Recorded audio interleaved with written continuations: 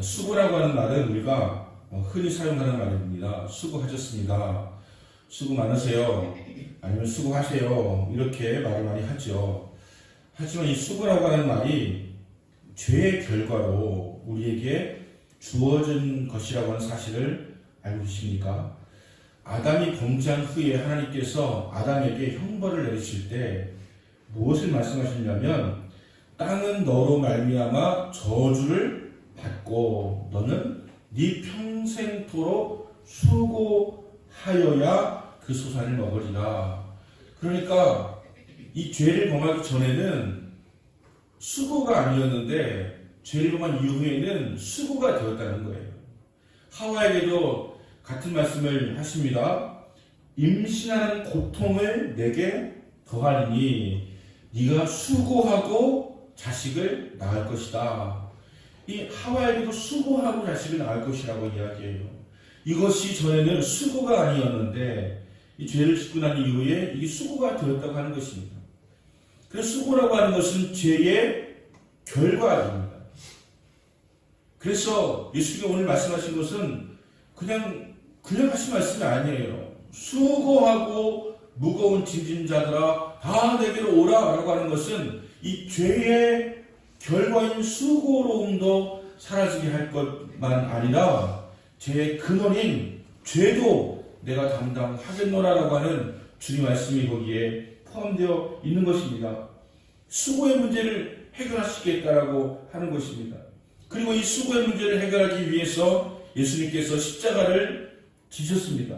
그리고 그 죄의 근원의 문제를 해결하기 위해서 십자가를 지셨습니다.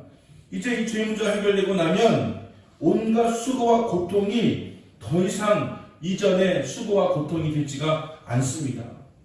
여러분 한번 잘 생각해 보세요.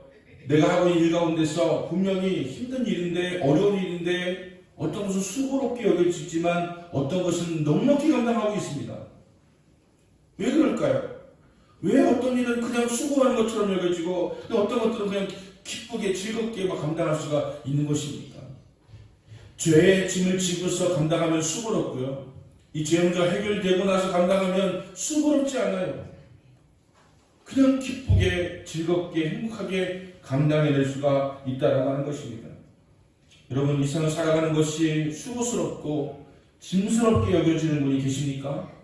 심지어 교회 다니는 것조차도 수고롭고 짐스럽게 여겨지는 분이 계십니까? 이 말씀이 오늘 우리에게 저와 여러분에게 주시는 말씀이라고 하는 사실을 깨닫게 되었습니다.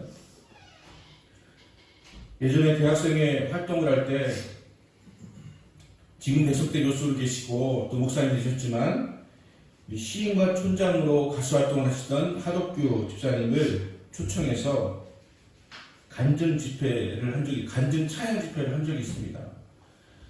그 생각만 떠오르면 제가 아주 마음에 그냥 부끄러움만 같은 게 있는데 또 홍보를 한답시고 청주 지역 현수막을 딱 10개를 막 걸었는데 거기에다가 하덕규 콘서트라고 써서 걸었거든요. 근데 거기다가 CONSERT라고 적어가지고 청주 다 걸어가지고요. 뭐 모르시는 분은 모르시겠지만 S라고 쓰면 안 되거든요. C라고 써야 되는데 S라고는 하여튼 동네방네 방식 다 시켜놓고 하여튼간 했던 그 기억이 나서 아주 굉장히 부끄럽습니다. 그것도 내가 써준 것을 보고 썼기 때문에 그런 생각이 드는데 하덕규 집사님은 그냥 만나면 집사님 하세요. 그냥 누구든지 만나면 집사님 목사님이십니다라고 하면 그 집사님이시고 그런 경험이 있는데 이분이 방송을 진행하셔가지고 낮에 전화를 걸면 못 받으세요. 사모님 받으셔가지고 우리 집사님 지금 주무십니다. 낮에 걸어주세요. 이렇게 해주고 했던 그런 기억이 납니다. 홍대 미대 출신인데 가수가 됐어요. 시인과 촌장이어서 두 명인 줄 알고 한 분은 누구세요? 그랬더니 자기가 시인이고 촌장이라고 이렇게 했던 기억도 납니다. 근데 이분이 간증을 하셨는데 가시나무라는 곡이 있지 않습니까? 가시나무 내 안에 내가 너무 많아 라고 하는 그 가사죠. 내 안에 내가 너무도 많아 라고 하는 그 가사를 그가 쓸 때 사실 대마초를 피워가지고 감옥에 가게 되었습니다. 잘 나가는 가수가 이제 감옥에 가게 되었으니까 얼마나 많은 생각을 하게 되었겠습니까? 그 당시에 대마초 피워가지고 감옥에 갔던 사람들 참 많이 있었는데 요즘에 다시 대마초 피우고 마약을 복용해가지고 이 문제가 되고 있는 경우가 참 많이 있는 것 같아요. 여러분, 제가 공통점을 보니까 일단 좀 돈이 있는 사람들이 마약을 해요. 재벌 3세들. 재벌 20까지 별로 안 하는데 3세들이 그렇게 해요. 정치인 아들, 좀 있는 사람들, 그리고 헷갈린 사람들, 책임은 많고 사람을 영악하고 무능하기도 하고 돈은 많고, 그래서 클럽에 가서 즐기면서 마약도 하고, 이 마약을 한다고 하는 것은 자기 그 수고와 짐을 좀 가볍게 하고 싶은 마음이 있는 거예요. 그거에 취해가지고 그걸 넘어서고 싶은 그런 마음이 있는 거예요. 그래서 마약을 하게 되어진 것인데, 오늘날 우리나라가 다시 이 마약의 문제가 사회 문제가 되어가고 있는 것을 확연하게 느낄 수 있는 것 아닙니까? 하덕기 씨도 이 대마초를 피우고 나서 감옥에 갔는데, 곰곰이 생각을 해보니까 주일학교 때부터 만났던 그 예수님 생각이 나는 거예요. 그리고 감방 너머로 저쪽 보니까 숲풀이 이렇게 있는데, 그 숲속에 보니까 그 나무들이 있는데 쉴 곳이 없다고 하는 그런 마음이 들더라고 하는 것이죠. 그래서 내 안에 내가 너무도 많아, 그분의 쉴 곳 없네 라고 하는 그런 가사를 썼지 않습니까? 거기에서 당신의 쉴 곳 없네, 당신은 당연히 예수님이었다는 것이죠. 예수님이 쉴 곳이 없다. 내 안에 내 생각이 너무 많아가지고 예수님이 쉴 곳이 없다는 거예요. 여러분, 내 생각이 많아지면 우리가 쉴 곳이 없어지는 거예요. 평면을 잃어버리고 싱그러움을 느끼게 되어지는 것이, 내 생각이 많아질 때, 여러분 신앙생활 하는 사람들은요 특징이 있어요. 단순해집니다. 왜 단순해집니까? 생각이 할 게 없어서 그런 것이 아니고 내 생각을 주님께 맡기기 때문에 단순해져요. 근데 생각을 이렇게 많이 하게 되어지니까 내 안에 쉴 곳이 없다라고 하는 그런 고백을 하더라고 하는 것입니다. 여러분, 내 속에 내가 너무 많다는 생각이 들지 않습니까? 너무나 많은 생각들로 인해서 스트레스가 온몸과 마음을 휘감고 여러 가지로 감당해야 될 삶의 무게로 힘겨워하고 계시지는 않습니까? 할 수만 있으면 이 무거운 짐을 집에 두고 오려고 했는데 잘 떨궈지지 않아가지고 오늘 짐 지고 오신 분들 계시지 않습니까? 잘하셨습니다. 제가 설교 제목을 수고하고 무거운 제가 설교 제목을 짐진 다더라 내게로 오라고 하셨습니까? 짐을 지고 내게로 오라고 썼어요. 짐을 지고. 여러분, 짐을 지고 오셔야 돼요. 놓고 오시지 말고요. 놓고 온다고 해서 놓고 오는 것도 아닌데 짐을 지고 오세요. 그리고 갈 때 다시 짊어지고 가지 마세요. 짐을 지고 와서 내려놓고 가세요. 짐을 짓고 와서 하나님께 맡기고 가세요. 수고하고 무거운 짐이 다 내게로 오라고 말씀하시는 주님께서 짐을 가지고 오라. 그리고 내게 맡겨라.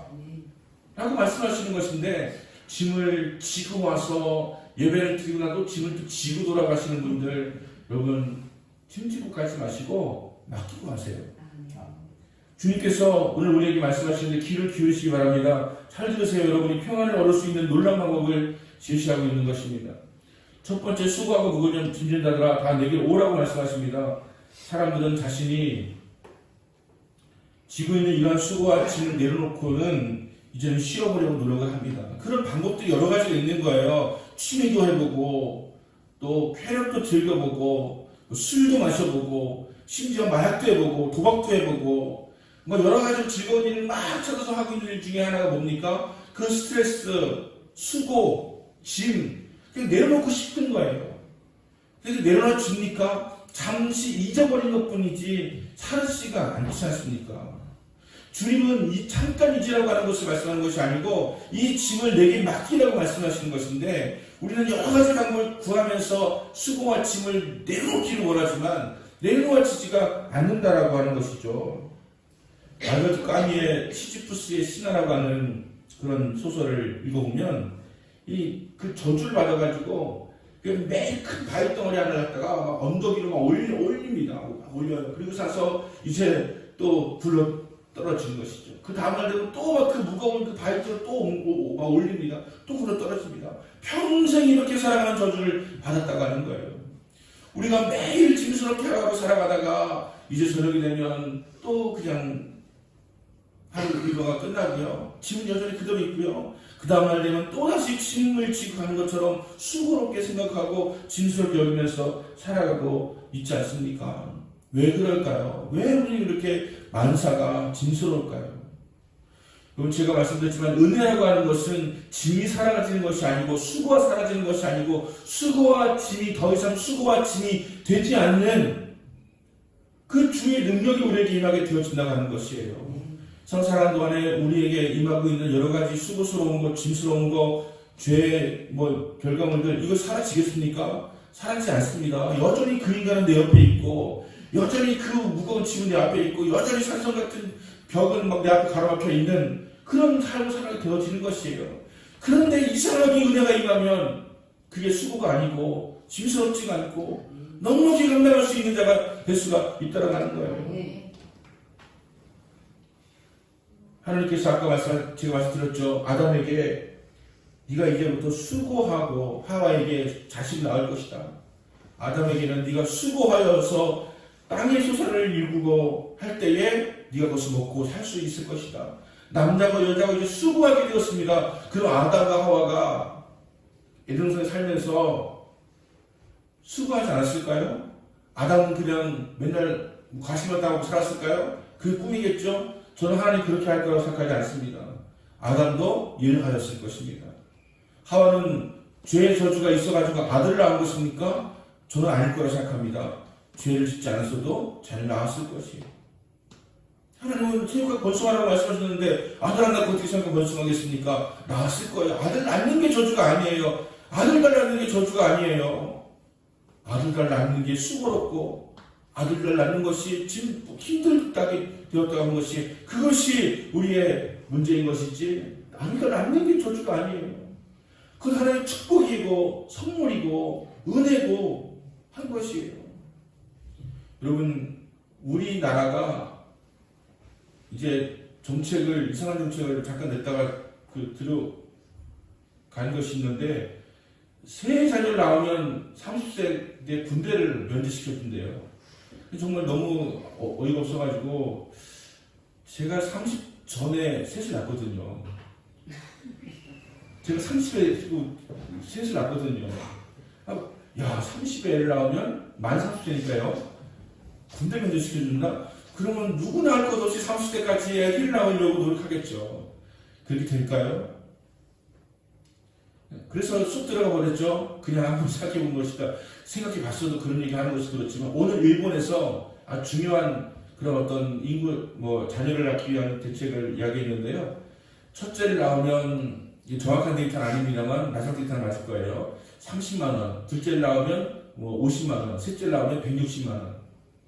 세 명 함께 키우면 200만원권이 이제 그 고등학교 졸업할 때까지 된다라고 하는 정책을 내밀었어요. 당연히 우리나라 거기에 준하는 것이 나올 거예요. 자녀를 키우는 것에 부담이 없도록 해주는 그런 것이 분명히 나올 것입니다만, 여러분, 자녀를 키운다고 하는 것이 짐스럽게 여겨지고 수고스럽게 여겨지는 것은 그것은 아담과 하와가 죄를 짓고 난 이후의 문제라고 하는 것이죠. 수고하는 것, 이것은 죄의 결과였다라고 하는 것이고 타락의 결과였다라고 하는 것입니다. 수고해야 돼요. 그리고 수고하는 것이 맞아요. 그래서 세상 사람들에게 여러분 수고하세요, 수고 많으세요, 수고했습니다라고 말하는 것 틀리지 않습니다. 수고한 거예요. 그의 대가로 우리는 돈을 벌고 그의 대가로 우리는 수산을 먹고 살아게 되어진 것이니까요. 그런데 이 문제를 어떻게 하면 해결할 수 있을 것인가에 대해서 말씀하고 있습니다. 이것을 해결하기 위해서 수많은 노력을 하고 또 병원을 찾기도 하고 많은 애를 쓰지만 이것이 근본적인 해결되지 못한다고 하는 것은 우리가 경험하여 알지 않습니까? 우리가 수고로움과 짐을 잠시 여행 갔다 오니까 좀 풀리기도 하고 영화 보고 나니까 좀 풀리기도 하고 또 취미생활 하다 보니까 풀리기도 하고 뭐 이렇게 풀리기도 하는 것처럼 보였지만 불과 며칠 되지 않아서 또다시 수고로움이 몰려오고 또다시 인생의 짐이 막 몰려오는 것 같고 이런 마음을 갖게 되지 않습니까? 어떻게 하면 이 수고와 무거운 짐의 문제를 해결할 수 있는가? 그것은 주님께 나올 때 오늘 말씀하신 주님께서 수고하고 무거운 짐진 자들아 다 내게로 오라 이 말씀하신 이 말씀을 듣고 주님께 나아갈 때 제가 이런 말씀을 잘 드립니다. 세상에 그 어느 위인도 그 어느 정도 창시자도 내게 오라고 한 사람은 없다. 네가 깨달아라, 득도해라, 해탈해라 이렇게 가르친 사람이 있어도 내게 오라고 한 사람은 없다. 오직 예수님만, 주님만 내게로 오라고 말씀하셨다. 여러분, 주님께로 가면 이것이 해결이 됩니다. 그럼 찬송을 불렀잖아요. 당신은 지금 어디로 가고 계시냐고요. 여러분, 어디로 가고 계십니까? 발걸음 무겁게 등에 짐을 지고 어디로 가고 계십니까? 예수 안에는 참된 평안이 있고 행복이 있다고 우리가 막 찬양했잖아요. 예수님께로 올 때에 진정한 평안이 임하고 짐스러움이 내려지게 된다라고 하는 것입니다. 보통의 경우 예수님을 처음 만나면 안식을 맛보게 되어집니다. 예수님 처음 만나면 우리 보리기 자매가 예수님을 인격적으로 처음 만나는 그런 것이 이루어졌거나 가까워지고 있어요. 인격적으로 만나면요, 그 순간에 그냥 행복해요. 그래서 쉼을 경험합니다. 이것을 그냥 편의상 1차 안식이라고 말할 수가 있습니다. 처음 예수 믿으면 편안해요. 행복해요. 잘 돼요. 기도도 다 응답해 주세요. 어린아이가 뭐 사달라고 하면 그 아버지가 막 잘 사주듯이 막 그 하나님께서 응답을 잘해주세요. 이때는 정말 행복합니다. 그래서 나는 행복해요. 찬양합니다.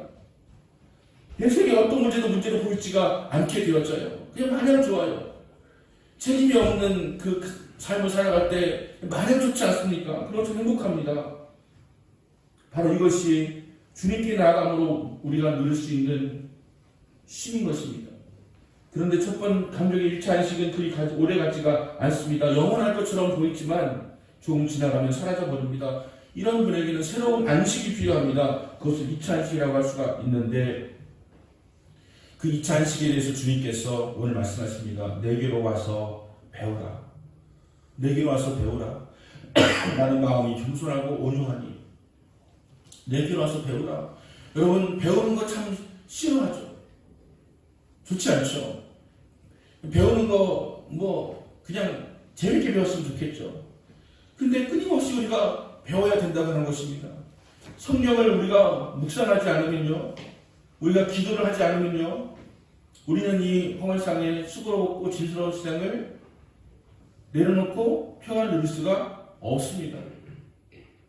그럼 성경 읽으시나요? 기도하시나요? 성경 안 읽고 기도 안 하면서 우리가 신앙을 지금 잘 견뎌내고 버티고 있는 것은 놀라운 하나님의 은혜입니다. 거의 기적에 가까운 거예요. 사단이 제일 먼저 우리에게 하나님으로부터 끊어놓게 만들기 위해서 하는 작전이 예배하지 못하게 하고 기도하지 못하게 하고 말씀 보지 못하게 하는 것이거든요. 힘없는 크리스천으로 만들어버리는 거예요. 그래서 작은 무슨 문제가 생겨도 툭 떨어져 버리는 그런 힘없는 신앙으로 먼저 만들어 놓는 것이 마귀의 기량이기 때문에 우리가 말씀 안 읽게 하고 기도 안 하게 하고 예배 안 드리게 하는, 못 드리게 하는 그런 마음을 1차적으로 주는 것이 바로 마귀의 전략이라고 하는 것입니다. 그때 우리에게 이 2차 안식이라고 하는 것은 주님께 와서 배우는 거예요. 배우는 거예요. 끊임없이 배우는 거예요. 저는 그걸 깨닫습니다. 그래서 제가 목사님 만날 때마다 이렇게 이야기해요. 목사님이 배워야 됩니다. 신학교 졸업했다고 끝이면 안 됩니다. 계속 배워야 됩니다. 그래서 계속해서 우리가 세상을 알아가고 하나님을 알아가고 땅을 알아가고 하나님을 알고 땅을 알고 하나님을 알고 세상을 알고 하나님을 알고 나를 알고 그렇게 살아가야 우리가 목회를 하고 누군가를 인도할 수가 있고 지도할 수가 있는 것이지 안 배우면 안 됩니다. 주님께서 배우라고 말씀하세요. 그래야 2차 쉼을 얻을 수가 있는 것이고 이 땅에서의 쉼을 누릴 수가 있게 되어진다고 하는 것입니다. 이 2차 안식이라고 하는 것이고요. 3차 안식은 우리가 천국 가면 영원히 누리는 것이 3차 안식인 것이죠. 영원한 안식이신 주님께서 내게 오라고 말씀하십니다. 초대하십니다. 그럼 주님께로 나오셔야 돼요. 교회 가는 것이니까 주님께로 간 것이지 아닙니다. 여러분, 교회 와도 주님께로 온 것이 아닐 수가 있어요. 주님께로 가야 돼. 주님께로 가면 내게 와서 내게 배우라. 나는 마음이 온유하고 겸손함이 내 멍에는 쉽고 가벼움이라 라고 말씀을 하시거든요. 근데 왜 주님께 나오지 않습니까? 그 이유 중에 하나가 사람들이 예수 믿는 것, 교회 다니는 것, 이것도 또 하나 인생의 취미라고 여기고 수고라고 여기는 마음이 있기 때문이라고 하는 것입니다. 종교를 취미라고 생각해서 자기 가정의 종교를 버리고 또 그냥 살아가고 있는 모습이 있다고 하는 것이죠. 언제부터 이것이 우리에게 짐스러워지고 수고로 여겨지게 되었냐라고 하는 것이죠. 톨스토이가 이런 고백을 했습니다. 신앙론이라고 하는 책을 썼는데요. 톨스토이든 도스토옙스키든 다 크리스찬이어가지고 그들의 소설에는 그 뭔가 큰 감정이 있는 것을 많이 느꼈는데, 그것은 그 신앙론에 보면 나는 지난 55년간 살아오면서 내 인생 최초의 15년간의 소년기를 경험한 것을 제외하고는 난 안식을 경험하지 못했다. 내가 18세 나이에 내 친구 나이에 와서 신이 인간을 만든 것이 아니라 인간이 신을 만들었다고 이야기를 했고, 나는 그걸 많이 진리라고 생각을 했다. 그래서 나는 어렸을 적에 가족의 종교의 기독교를 떠나기로 결심했다. 나는 종교를 포기하는 것이 자유를 얻는 길이라고 생각했다.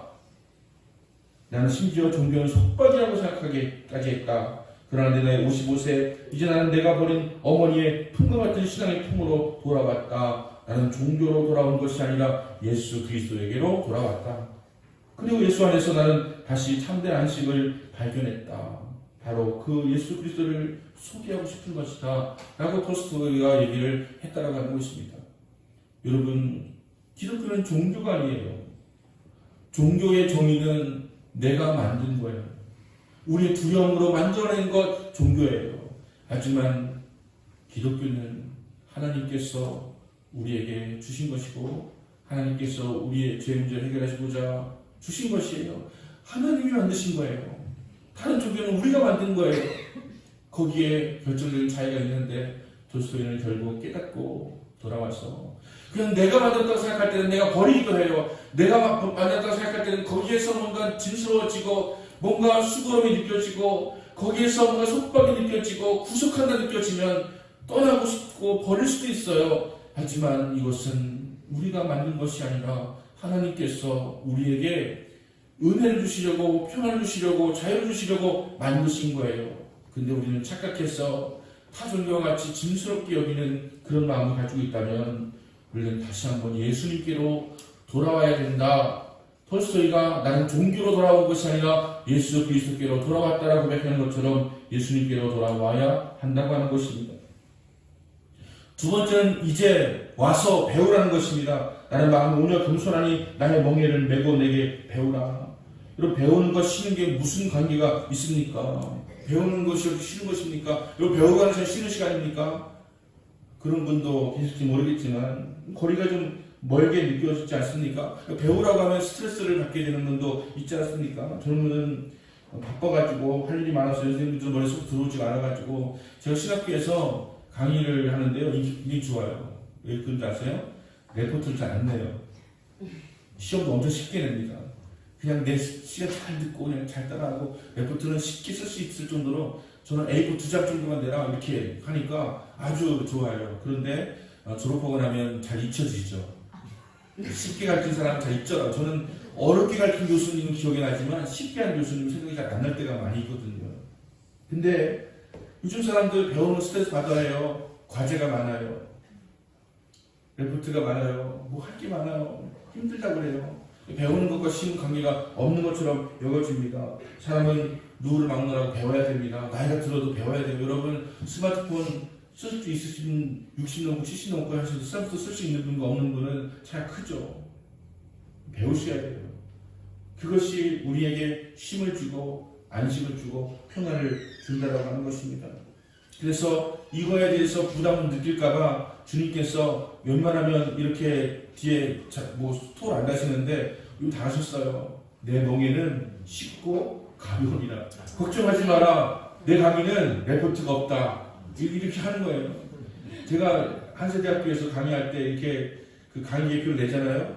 그럼 강의를 30개를 열어요. 그런데 그 중에 20개는 폐강이 되고 10개만 남아요. 5년 밑으로 되면 폐강이 될 거예요. 근데 제 강의는 항상 폐강이 된 적이 없어요. 왜냐하면 강의 계표를 보니까 너무 쉽게 보이거든요. 그냥 들어가도 문제가 없을 것처럼 보이니까 그렇게 찾아오게 되는 것이죠. 자, 그렇습니다. 우리가 배운다고 하는 것이 너무나 힘들다고 여겨지게 되어지면 옳지 않는데 주님께서 내 멍에는 쉽고 가볍다라고 말씀을 하고 있는 것입니다. 저는 어렸을 적에 우암동에 살았습니다. 문화동에서 태어나가지고요, 우암동에 살았어요. 그리고 또 한 번 우암동으로 이사를 해서 지금 흥덕되고 있는 자리에 거기 가면 명성고물상이라고 있는데 그거 저희 아버지가 지으신 거예요.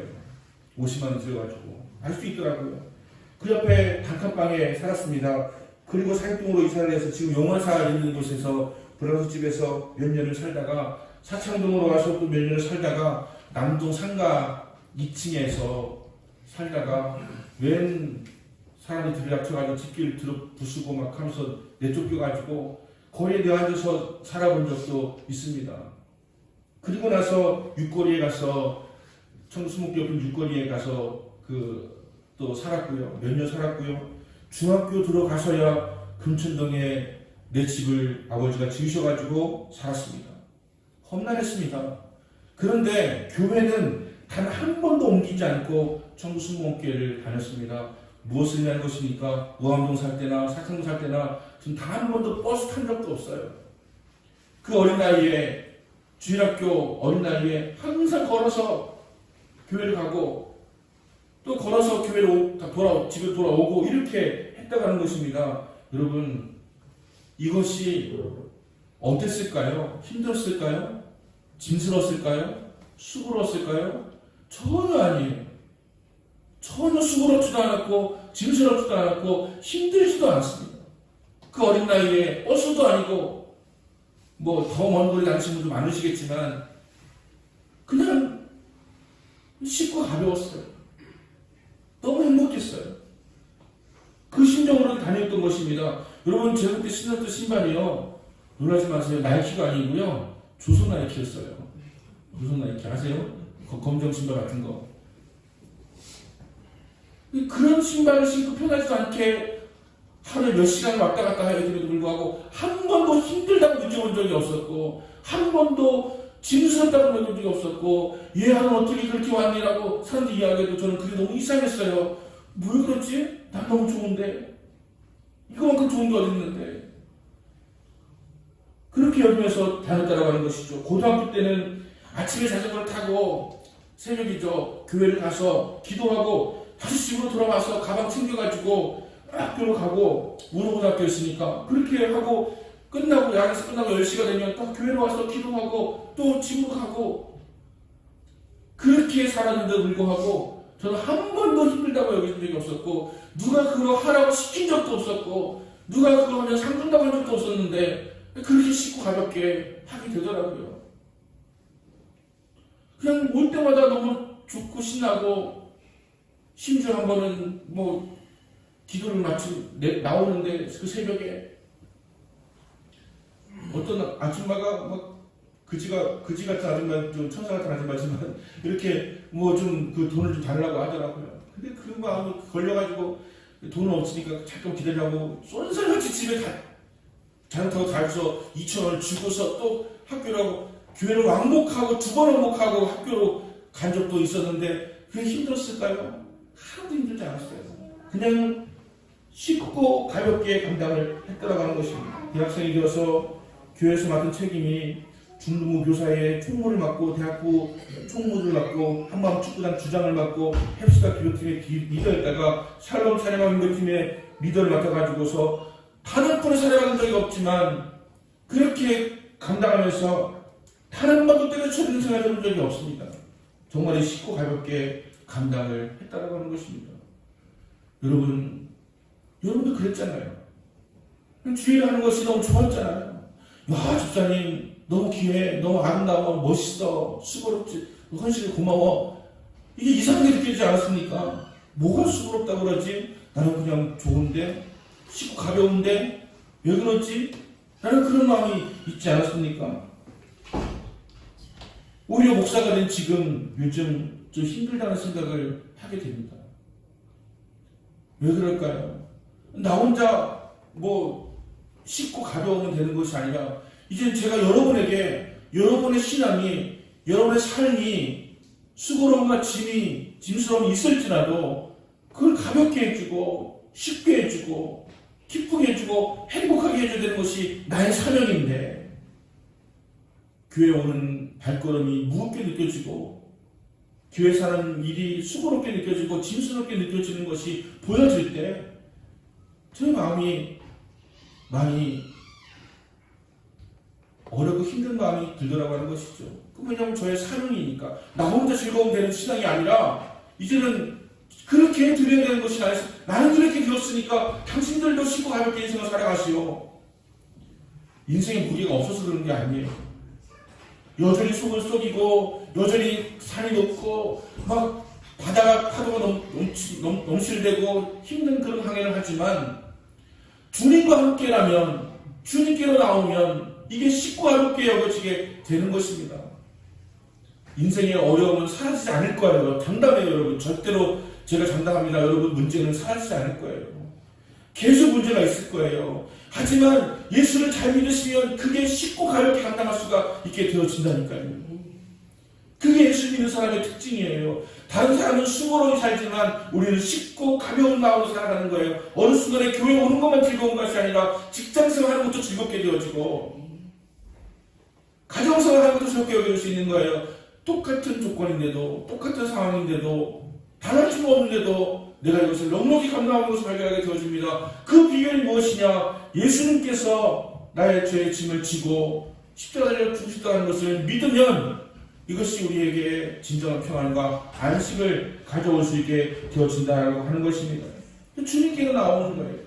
주님께로 나아가면 주님께서 내 멍에는 쉽고 가볍다라고 말씀하는 것이죠. 그 멍에가 우리나라 말로 소 그 두 마리에다가 멍에를 얹혀가지고 이렇게 끌고 가는 그 멍에를 의미하는 것이라고 보지만 십자가죠. 십자가. 예수님의 십자가를 우리가 짊어질 때 그거 못합니다. 나는 십자가 질 수 없습니다. 힘들어요. 감당할 수가 없어요. 라고 하지만 막상 십자가를 졌는데 무겁지가 않아요. 이상하다. 이게 엄청나게 무거운 것인데 왜 그럴까 하는 그런 마음이 들 거예요. 저는 해병대 훈련할 때 보니까 보트를 머리 위에 얹고서 이렇게 막 뛰어가는 게 있더라고요. 근데 한 장면 봤어요. 어떤 애가 키가 작아가지고요. 다 머리 위에 다 올렸는데 얘는 머리가 안 닿아가지고 그냥 뛰어가는 거예요. 그냥. 저는 십자가를 질 때 그런 생각이 듭니다. 예수님이 다 짊어지시고요. 우리는 그냥 근처에 머리 대고 가는 거예요. 그냥 짊어진 것처럼 보이지만 사실 예수님이 다 짊어지신 거예요. 짊어지기로 결단만 해라. 짊어지기로 각오만 해라. 짊어지고 가봐라. 사실은 내가 다 짊어지고 가는 거다. 우리에게의 문제는 결국 순종의 문제고 하는 결단의 문제인 것이죠. 주님이 다 짊어지시고 우리는 그냥 가는 거예요. 십자가의 길 가는 거예요. 여러분, 저는 사순절 고난주간의 의미도 알고 사순절 의미도 알아요. 교회력에 사순절이 있죠. 저는 이거 중요하게 여기고 싶지 않아요. 사순절이 뭐합니까? 기도할 때 멘트도 사순절만 나오지 삶은 똑같잖아요. 사순절이라고 해서 더 무게를 느낍니까? 짐스러워집니까? 아니면 조금 더 다른 모양으로 살아가고 싶은 마음 듭니까? 그것은 아니고 그냥 그저 사순절 끝나고 나면 1년 내내 저기는 거 아세요? 그거 로마 카톨릭에서 그렇게 만든 거예요. 그냥 종교력으로 만들고 또 종교식도 만들었지만 사순절이라고 해가지고서 우리 벚꽃놀이 안 합니까? 사순절이면 우리가 울사고 살아야 되는 것입니까? 주님이 우리 울사고 살라고 십자가를 죽으신 것입니까? 예수님 우리를 행복하게 하시려고, 주님 우리를 기쁘게 하시려고, 즐겁게 살아가게 하시려고 십자가 지신 거예요. 수고와 그 진수함을 짊어지신 거예요. 그런데 사순절이라고 어떤 목사님 꺼뜩하면 사순절이라고 어디 지금 가냐고 나 이렇게 하시는 분이 계시는데, 나는 그분이 너무 화를 잘 내셔가지고 사순절날 어디 가는 게 문제가 아니라 화를 좀 안 냈으면 좋겠어요. 그게 더 문제 아닙니까? 사순절날 어디 지금 벚꽃놀이 가냐고. 저는 그 벚꽃놀이 가지 말라고 하신 목사님은 그 벚꽃길 지나갈 때 다른 데는 것이 운전하시는지 모르겠어요. 화를 내자는 게 더 중요하죠. 그 예배를 잘 드리는 거 중요하죠. 뭐 사순절을 갖다가 뭐 이렇게 정해놨다고 해서 막 해요. 저도 걱정이 돼가지고 사실 오늘 저녁부터 화요일까지 그 임원들, 총회 임원들, 지방 임원들 제주를 가요. 그 제주에서 임원 수련해요. 그리고 비용을 대준대요. 호텔도 대주고 한대요. 근데 제 마음속에 사순절, 야, 교단에서 어떻게 이 사순절 기간에 이런 시간을 정했지? 뭐 이런 거 있잖아요. 이런 것만 갖지 마세요. 그냥 그 벚꽃놀이 하세요. 괜찮아요. 예외 빠지지 말고. 예외 빠지고 벚꽃놀이 가면 그거는 헛것이고요. 그거는 벚꽃놀이가 아니고 그 사쿠라 구경인 것이죠. 그 사쿠라 꽃이 한참 피었습니다라고 하지 말고 벚꽃놀이 가세요. 예배 마치고 가세요.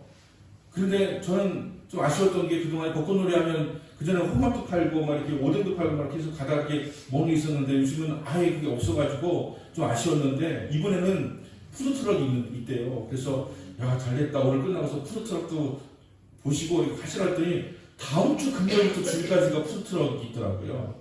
그러니까 우리 청주는 다음 주가 피크인가 봐요. 여러분 벚꽃놀이 하세요. 그거 하라고 주님께 십자가를 죽으신 거예요.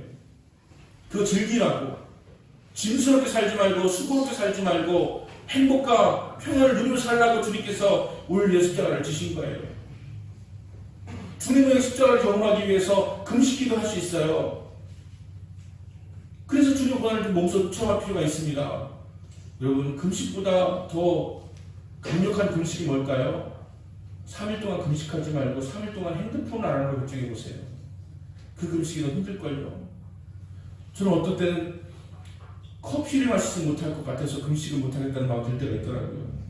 그런 기호식품, 그런 어떤 미디어 중독 이런 것들이 하루에 더 힘들어요. 내가 하루에 한 끼를 금식하겠다는 마음으로 하루에 한 끼 정도 분량의 미디어를 금식해보세요. 여러분 주님께서 우리에게 그런 고난을 당하시고 십자가를 지신 것은 그거 그렇게 살라고 하신 것이 아니에요. 그렇게 함을 통해서 너희의 수고와 짐스러움을 내게 맡기라고 그렇게 행하신 것입니다. 여러분 집마다 붙어있는 우리 큰나무교회 교패가 있죠. 거기 뭐라고 쓰는지 아십니까? 쉼이 있는 큰나무교회예요. 안 붙으신 분들은 좀 붙이세요. 쉼이 있는 큰나무교회예요. 우리 큰나무교회는 쉼이 있는 곳이라는 거예요. 큰 나무가 쉼이라고 하는 그 뜻 아닙니까? 나무 그늘 아래서 쉬는 거 쉼이잖아요. 쉼이 있는 큰나무교회 교패가 예쁘게 만들어져가지고 붙여놓고 있습니다. 여러분 붙일 때만 보시고 요즘은 안 보시죠? 안 보이시죠? 잘 너무 익숙해가지고 하나 더 붙이세요. 2개 붙여놓으시면 됐죠. 뭐 안팎으로 붙이세요. 쉼이 있는 큰나무교회예요. 그런데 교회 오면 쉼이 있어야 되는데 진스러움이 있다면 어디에 문제가 있는 것일까요? 전에는 그냥 우암동에서 사창동에서 교회를 걸어가도 행복하고 기쁘기만 했는데 어느 순간에 이것이 진스럽게 느껴지고 수고롭게 느껴진다면 어디에 문제가 있는 것일까요? 주님께로 모셔야 됩니다. 다시 한번 수고하고 무거운 짐진 자들아 다 내게로 오라. 여러분 요즘 들어 특히 수고롭다고 느껴지고 짐스럽게 느껴지고 힘들다고 느끼시는 게 계십니까? 다시 주님께로 나오세요. 다시 여러분 주님께로 나오셔서 주님께 여러분의 짐을 맡기세요. 그리고 여러분 짐을 내려놓으세요. 그러면 쉽고 가볍게 되는 것을 깨달을 수가 있는데 그 이유는 주님께서 이미 그 짐을 대신 짊어지셨기 때문입니다. 그래서 오늘 헌금송으로 찬양을 부르는 그 찬양도 조용기 목사님이 쓰신 곡인데 인생길 험하고 마음 지쳐 살아갈 용기 없어질 때 너 홀로 앉아서 울지만 말고 예수님 품으로 나오시오. 예수 믿으세요라고 찬양을 부르면서 우리 예수 믿는데 여러분 진짜 믿으세요? 100이면 예수님 얼마큼 믿으세요? 5 믿으세요? 10 믿으세요? 30 믿으세요? 100을 믿으세요? 여러분 믿음도 믿음의 정도가 있고 순도가 있는 것이에요. 여러분 예수님을 완전히 믿으세요. 주님 완전히 믿으세요. 걱정하지 마세요. 주님이 다 짊어지셨다니까요. 상황이 바뀌지 않을 가능성이 큽니다. 말씀드리잖아요. 예수 믿어도 안 좋은 사건, 안 좋은 사람, 수많은 안 좋은 상황들이 계속 되어집니다. 그런데 예수 믿으면 내가 세상을 이기었노라. 너희가 환난을 당하나 담대하라. 내가 세상을 이기었노라. 하시면서 우리도 이길 수 있다고 하는 것을 분명히 증언해 주신 것이기 때문에 여러분 다시 한번 회복하세요. 교회 오는 것이 즐거워지시기 바랍니다. 교회 오는 것이 행복해지시기 바랍니다. 짐스럽게 내려지는 것이 아니라 너무 기쁘고 너무 즐겁고 가볍고 행복한 그런 마음으로 나오시면 여러분이 영향력이 여러분 주중에 직장생활에서 사업체에서 또 모든 대인관계에서 이루어지게 되어질 것입니다. 여러분 승리하세요. 그리고 매일 그 정명석이가 제일 문제가 뭔지 아십니까? JMS 정명석이가 이 사람이 죽어도 자기는 정명석인데 JMS가 정명석이 약자인데 지저스 몬스터라고 그렇게 거짓말 치고 막 하면서 잡히는 거 제가 유튜브로 봤는데 그 JMS 탈퇴해가지고서 억하심정 가지고 있는 이 남자가 여자랑 같이 있는 정명석 텐트에서 불러내가지고 막 하더라고요. 정명석 이 새끼 나와 막 욕하더라고요. 그러니까 갑자기 쫄아가지고 뭐라고 난 손대 막 그쪽으로 그러더라고요. 싸대기 또 때리더라고요 이 사람이. 근데 재림주가 싸대기 맞는 거 오셨어요? 그러면서 막 비굴하게 막 하는 모습 보니까 참 안타깝더라고요. 여러분 정명석이 성경을 1000번 읽었어요. 초등학교밖에 안 나왔지만 1000번 읽었어요. 그래서 제가 여러분에게 제가 당부합니다. 성경을 1000번씩 읽지 마세요. 너무 많이 읽지 마세요. 그냥 하루에 1장에서 3장 정도. 이 정도만 읽으시면서 시를 감당하세요. 어떻게 성경 한 장을 안 보고 기도 한 번 안 하고 이 험한 세상을 갖다가 믿음으로 살아갈 수 있고 승리할 수가 있겠습니까? 여러분 우리가 자꾸 짐스러워지게 여기주는 이유가 뭔지 아십니까? 바로 거기에 있는 거예요. 내가 성경 한 번 안 보고 기도 한 번 안 하고 예배 소리하고 이런 가운데서 세상을 이길 힘이 점점 사라져버리고 무기력해져 가고 있는 우리 자신을 발견하게 되는 것이에요. 여러분 이단들의 특징이 뭐냐면 성경을 너무 많이 읽었어요. 제가 이단 공부해서 알았는데요. 너무 많이 읽죠. 100번도 읽지 마세요. 100번. 그냥 하루에 1장 아니면 석장. 보는 게 어려우신 분은 듣는 것으로 많이 나와있어요. 거기서 많이 나옵니다. 그렇게 해서 성경을 읽으세요. 왕년에 읽은 걸로 평생 버티지 마시고 다시 읽으세요. 여러분 주님께 나오면 주님께서 여러분의 무거운 짐과 수고로움을 평안과 쉼으로 바꿔 주실 줄로 믿으시길 바랍니다.